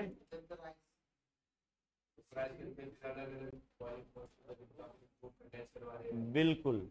यानी ध्यान देना डियर, यदि बहुत सारे सॉल्यूशन है, बहुत सारे बिलियन है, और वो सॉल्यूशन मिक्स हो चुके हैं, क्या हो चुके हैं, मिक्स हो चुके हैं। हमने कहा भाई हमारे पास ए सॉल्यूशन है, बी सॉल्यूशन है, सी सॉल्यूशन है, 3 सॉल्यूशन है। हमने क्या किया, तीनों सॉल्यूशन को अलग अलग वेसल्स में रखा गया था, सारे को हमने एक वेसल्स में क्या कर दिया डियर, ऐड कर दिया। अब बताओ सब मिक्स हो गया ना सॉल्यूशन, यहाँ पे ए बी सी सब क्या हो गया, मिक्स हो गया। फिर हमने कहा भाई हमने मिक्स कर दिया, आप इसको अलग अलग करो, अब सेपरेट करो, है ना। भाई सारे सॉल्यूशन मिक्स है, अब हमें सेपरेट करना है। अभी इन्होंने बताया पॉइंट बिल्कुल सही बताया, भाई हम यदि अलग करेंगे तो बॉइलिंग पॉइंट के आधार पे, हर एक सॉल्यूशन का, बिलियन का अपना बॉइलिंग पॉइंट होता है, फिक्स क्वथनांक होता है जिसपे क्या हो, बॉयल हो। आपका ए का अलग होगा, बी का अलग होगा, सी का अलग होगा। मान लो इसका 50 है, इसका 60 है, इसका 70 है डियर। 50 लाते ही पहले ए वाला निकलेगा, बड़े बड़े कंडेंसेटर लगे होते हैं ना साइड वाइज, कोल्ड वाटर होता है, कांटेक्ट में आते ही वो ड्रॉपलेट्स फॉर्म में गिरते हैं, फिर उसको बड़े बड़े एक्सेप्टर में क्या करते हैं, उसको हम लोग स्टोर कर लेते हैं। 70 लाते ही, 60 लाते ही कौन निकलेगा, बी, 80 लाते ही कौन निकलेगा, सी। मतलब बॉइलिंग पॉइंट पे क्या करेंगे, इसको सेपरेट करेंगे, और वही टेक्निक क्या कहलाएगा हमारा, फ्रैक्शनल डिस्टिलेशन। बात समझ रहे हैं?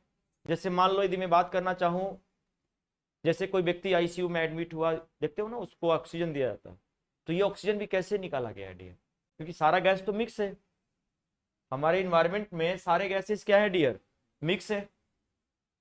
अब मैं पूछ दूं कि भाई इन सभी गैस को किस टेक्निक से अलग अलग किया गया है, कि हाँ भाई हमारे व्हीकल्स को नाइट्रोजन की नीड है, टायर्स वगैरह में, तो हम उसमें नाइट्रोजन फुलफिल कर देते हैं समर सीजन में भी नो, कूल के सेंस में। तो सारा गैस तो मिक्स है, तो इसको हम किस टेक्निक से सेपरेट करेंगे?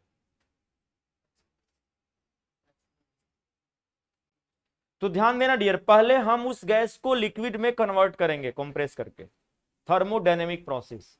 कौन सा प्रोसेस? थर्मोडायनेमिक प्रोसेस के माध्यम से सारा गैस को पहले लिक्विड में क्या करेंगे? कन्वर्ट कर दिए।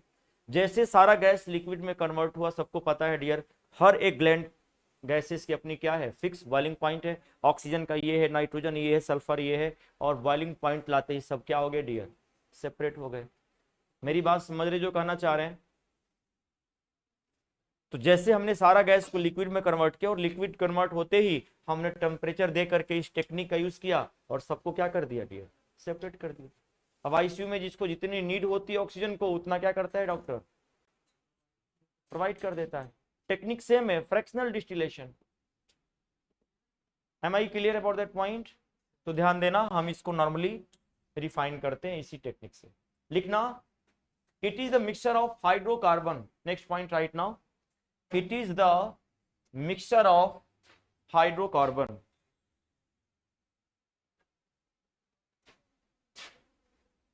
it is the mixture of hydrocarbon। ये हाइड्रोकार्बन के मिश्रण होते हैं। कौन? हमारे जो पेट्रोल है डियर, ये हाइड्रोकार्बन के मिश्रण होते हैं। हेलो हेलो,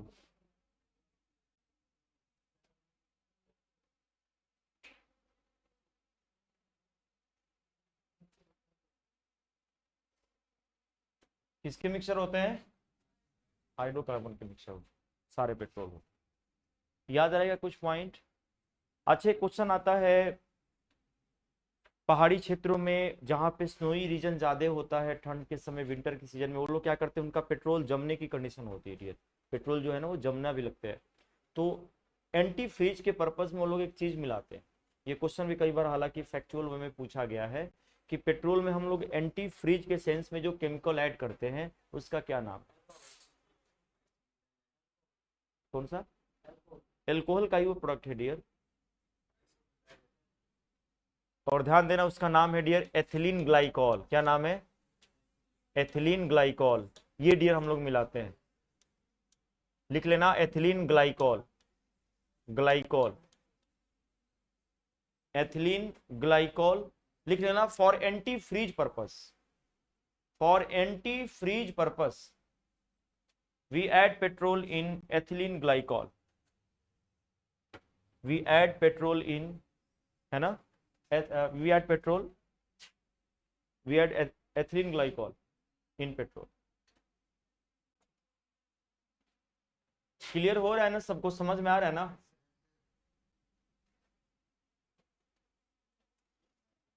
और बायो सेगमेंट कौन पढ़ाता है आप लोगों को? ओके, क्या क्या पढ़ लिए हैं बायो में अभी आप लोग?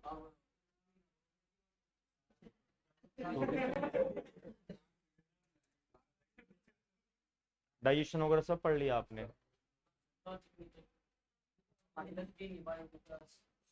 किसकी? ओके, आप लोगों में हो गया?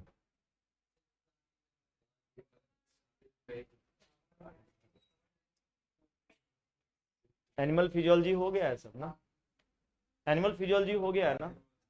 डिजीज वगैरह, न्यूट्रिएंट्स, विटामिन, कार्बोहाइड्रेट, प्रोटीन, सब हो गया है?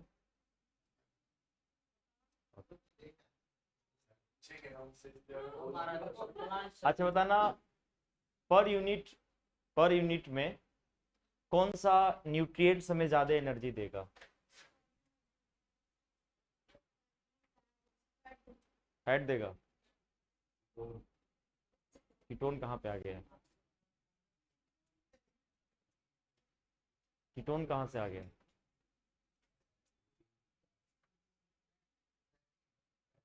अच्छा, भारत ने जो कोविड के लिए अपना टेस्ट किट तैयार किया है उसका क्या नाम है?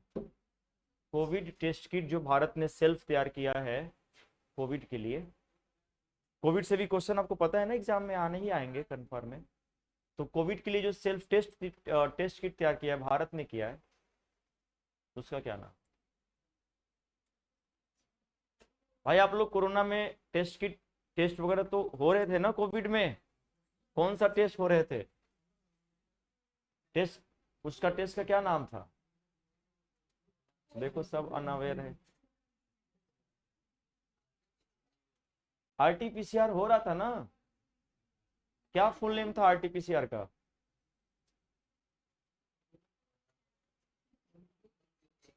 ये सब अपडेट कर लो डियर, इसको बिल्कुल इग्नोर मत करना, मैं बार बार बोल रहा हूँ। Reverse transcription polymerase chain reaction, RTPCR. Reverse transcription polymerase chain reaction, ये आरटीपीसीआर का। और भारत ने जो टेस्ट किट तैयार किया है ना डियर, वो हमारा फेलुदा है। क्या है? फेलुदा, नॉट वी से फलूदा, फेलुदा। ये भारत ने टेस्ट किट तैयार।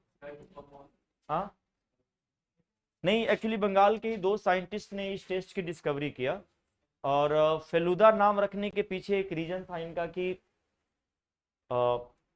वहाँ की जितनी सारी मूवीज है ना, बंगाल में कई ऐसी फिल्में हैं, आज जब देखोगे ना, एक डायरेक्टर का नाम है सत्यजीत रे करके है डायरेक्टर, तो उनकी तमाम जो मूवीज आती है ना, उस मूवीज में जो स्पाई का रोल करता है, जासूस का जो रोल करता है, उसको फेलुदा कहते हैं वो। तो जब जब देखोगे मूवी सारा सिस्टम फेल हो जाता है ना, तो एक जासूस होता है, एक स्पाई होता है जो सिस्टम को पकड़ लेता है। इन दैट केस उसका नाम फेलुदा रख दिया गया कि ये भी टेस्ट वायरस को बिल्कुल स्पाई की तरह, जासूस की तरह पकड़ता है। तो उसी नाम पे वो लोग फेलुदा नाम रख दिए थे। समझ रहे? Now next point right now, diesel. Next next heading दें डियर हम लोग।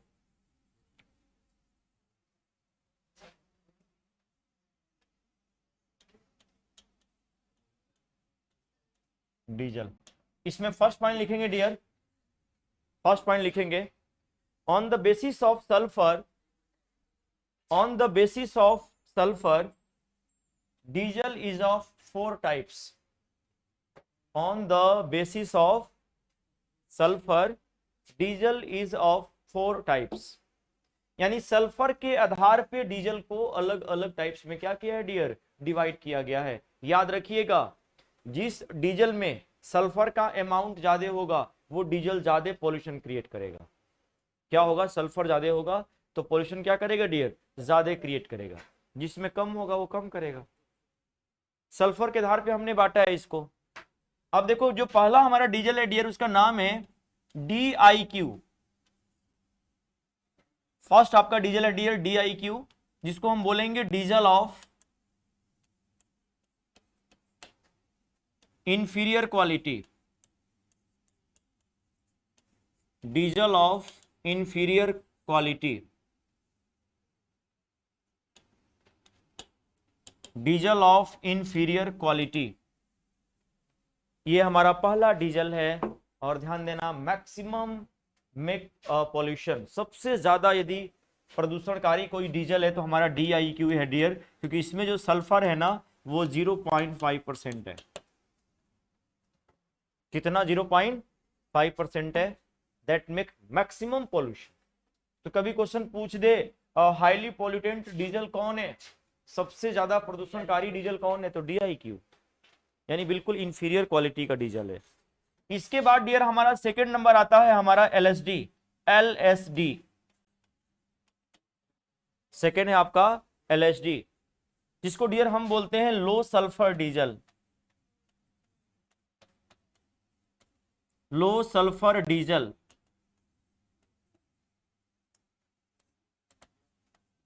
लो सल्फर डीजल। और लो सल्फर डीजल में ध्यान देना, जो सल्फर है डियर वो 0.05% है। कुछ तो कम हुआ ना, 0.05%, काफी कम हुआ विनो। तो ये हमारा LSD है, इससे बेटर है, DIQ से बेटर हमारा ये डीजल है LSD। और जो डियर हमारा थर्ड नंबर का आएगा डियर, उसका नाम है ULSD। ULSD ये थर्ड नंबर में आएगा। U for ultra, U for ultra और कम हो गया डीजल का, आई मीन सल्फर का amount, and that's why we say ultra low sulphur diesel. तो डियर हमारा ये ULSD है, अल्ट्रा लो सल्फर डीजल है। और याद रखिएगा डियर, इसमें जो डीजल का अमाउंट है वी नो ULSD में, डियर इसमें सल्फर का अमाउंट में बात करना चाहूँ डियर 0.001% है। ULSD में जो सल्फर है वो LSD से और ज्यादा कम है। और डियर इसी को हम लोग सिटी डीजल के नाम से जानते हैं। किसके नाम से? City diesel. और ये क्वेश्चन पूछ दे कि इनमें से सिटी डीजल कौन है, तो सिटी डीजल हमारा डियर ULSD। अल्ट्रा नाम आते ही पकड़ में आ गया होगा कि अल्ट्रा बोले तो लो, कम, बहुत कम, अल्ट्रा से ही। तो अल्ट्रा लो सल्फर डीजल ये हमारा थर्ड नंबर का है। आपको दो ही डीजल याद रखने हैं, तो फर्स्ट नहीं तो लास्ट। सबसे ज्यादा जो पोल्यूशन क्रिएट करेगा हमारा DIQ है। और क्वेश्चन पूछ दे इनमें से कौन हमारा eco friendly diesel, eco friendly मतलब बिल्कुल पॉल्यूशन क्रिएट कम करता है वो। और डियर ध्यान देना, वो डियर हमारा नाम है ग्रीन डीजल। क्या नाम है? Green diesel. नाम से पता चल रहा है हरा भरा है, ग्रीन डीजल। और इसमें डियर जो सल्फर है ना, मैं बता दूं 0.0001 से भी कम है, मतलब बहुत कम है। लिख लेना eco friendly diesel, eco friendly, पर्यावरण का ये हितैषी है विनो। इको फ्रेंडली डीजल कहेंगे किसको? Green diesel. हाँ, बात समझ में आया? इको फ्रेंडली डीजल कौन है हमारा? तो ग्रीन डीजल है डियर।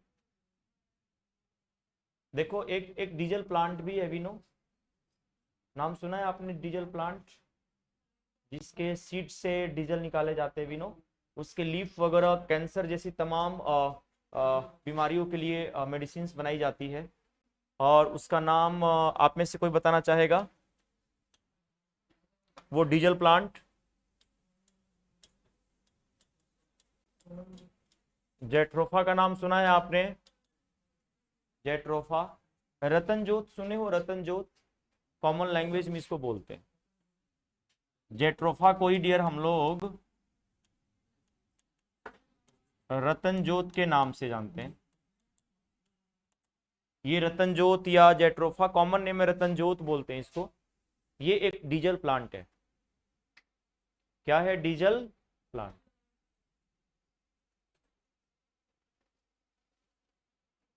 रेनी सीजन में ज्यादा ये ब्लूम कर जाता है, बारिश के समय ना, अब के सीजन में बिल्कुल ब्लूमिंग कर लेता है, इसका जो फ्लावर्स वगैरह होते हैं बिल्कुल ब्लूम कर जाते हैं, खिल से जाते हैं।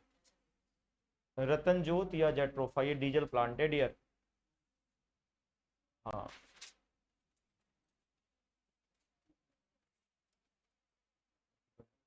और इसके सीड से ही क्या निकाले जाते हैं? डीजल। वो भी डियर बेस्ट कंडीशन में होता है, क्योंकि नेचर से मिला जुला है ना। नेचर तो भाई हानि वाली चीजें आपको दे ही नहीं सकती है विनो। नेचर से कभी आपको हार्मफुल चीजें मिल ही नहीं सकती, आपको तो पता है ना नेचर पे। और डीजल के क्वालिटी को मेजर कैसे करते हैं? हमने ऑक्टेन नंबर को मेजर किया, ऑक्टेन नंबर से पेट्रोल की क्वालिटी। डीजल की क्वालिटी कैसे मेजर करेंगे डियर? तो सीटेन नंबर। क्या बताएंगे? Cetane number. Point to be noted, we measure the quality of diesel by cetane number. We measure the quality of diesel by cetane number. तो cetane number से हम diesel के quality को major करते हैं। और सेम टेक्निक अपनाते हैं, कौन सा? फ्रैक्शनल डिस्टिलेशन, जिसके माध्यम से इसकी क्या करते हैं डियर? हम रिफाइनिंग करते हैं। मतलब जिस टेक्निक से हम पेट्रोल की रिफाइनिंग करते हैं, प्यूरिफाई करते हैं, वो सेम टेक्निक हम डीजल में भी यूज करते हैं डियर।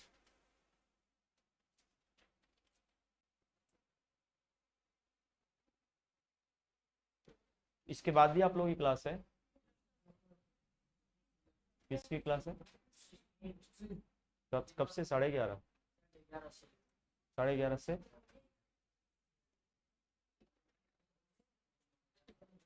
तो कुछ क्लियर हुआ? सबको समझ में आया? तो आज के लिए इतना ही रहेगा।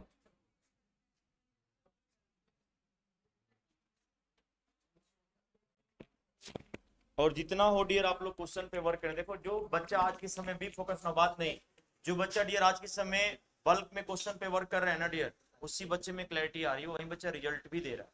आप पढ़ने के बाद क्वेश्चन लगाओगे तभी तो अपने आप को एक्सप्लोर करोगे ना, आपको क्लैरिटी आएगी कि हाँ भाई चलो हम पढ़ रहे हैं तो क्वेश्चन हो रहे हैं, नहीं तो फिर पढ़ने से कोई फायदा नहीं है यदि आपसे क्वेश्चन नहीं हो रहा है।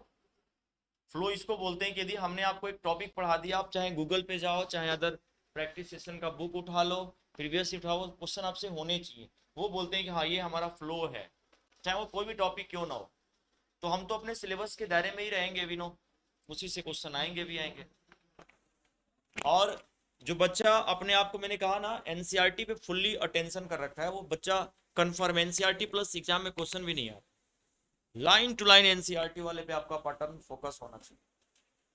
मैं तो बोलता भी हूँ कि आप लोग एनसीईआरटी बुक 2 से 3 बार रीड भी करें, जो स्पेशल जो सीबीएसई वाले बोर्ड, ये जो सीडीएस वाले बच्चे हैं, वो 2 से 3 बार उनको एनसीईआरटी बुक रीड करनी चाहिए, स्पेशल 9th और 10th वाली। पिछली बार सीडीएस में दिया 10th बुक उठा लेना, 10th क्लास की बुक उठाना, प्लांट सेक्शन का देखना, 10 से 12 क्वेश्चन सीधे बुक से पूछे गए, तो प्लस क्वेश्चन आते भी नहीं है सीडीएस, और 25-30 क्वेश्चन भी नो सीडीएस में वेटेज होता है, बहुत ज्यादा वेटेज होता है।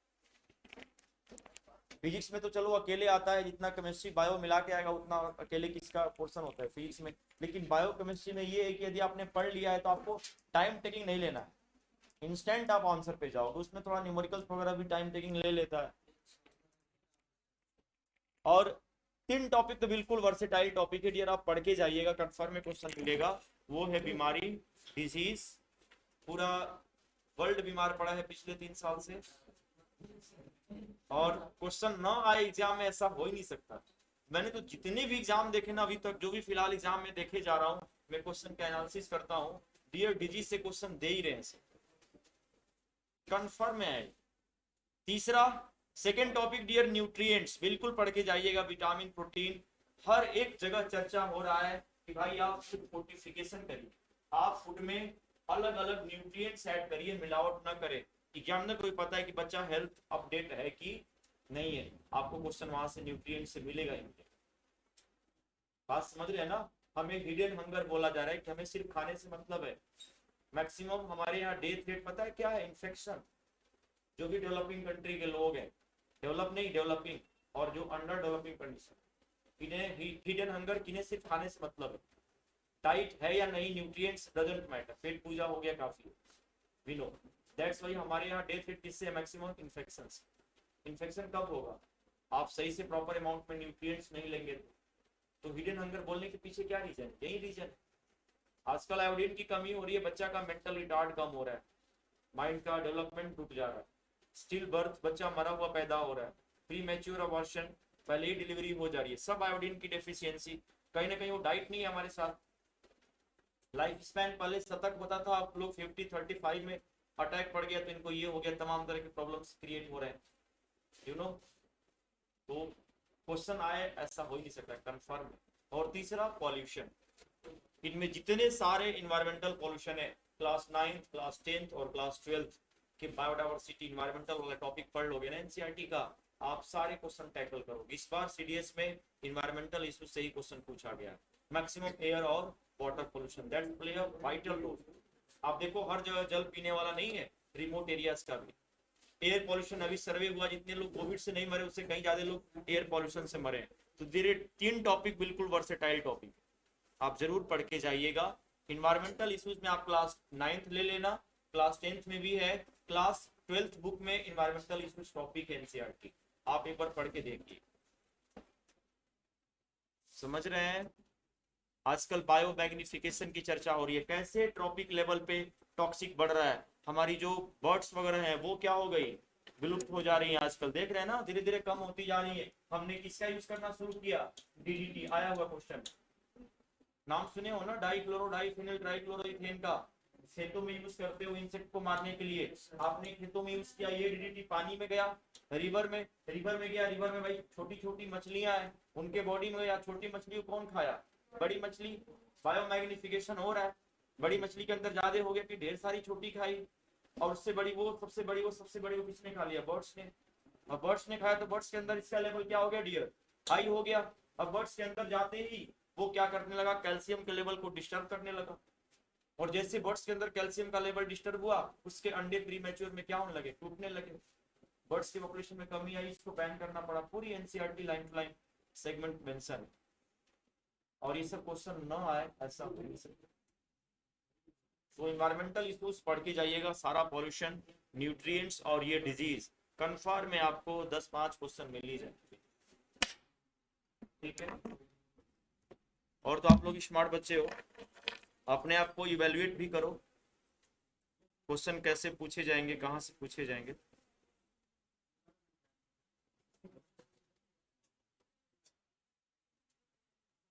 ठीक है डियर, फिर